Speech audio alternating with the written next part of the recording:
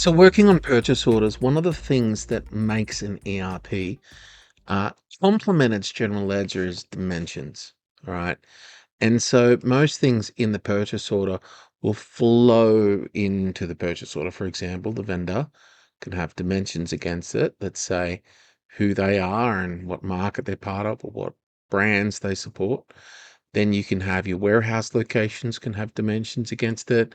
Your staff, your purchaser, Jim Olive here, will have dimensions against him. So if I go into Jim's account, I can see under dimensions his campaign he's part of as well as his salesperson code.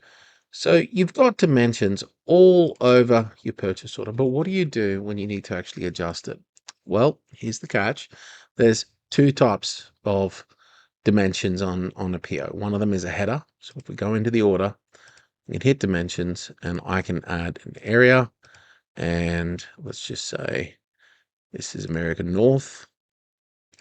And as I hit close, it's going to say you've changed your dimension. Do you want to update the lines? And if I say yes, yes. So I've got one line on here. Just imagine that I had two. Let's change this back to an item.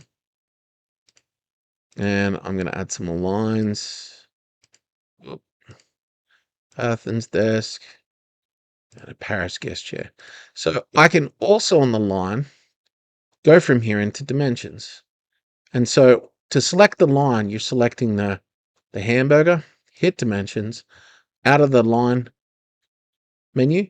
And here I can actually make adjustments, I could say, but it's part of this business group, this product. So as an example, dimensions don't have to be all in everything. You can make them on the line with the product, and it can be diverse and different as long as the dimension as the line post, it will actually capture part of the posting those dimensions into the general ledger. Thank you.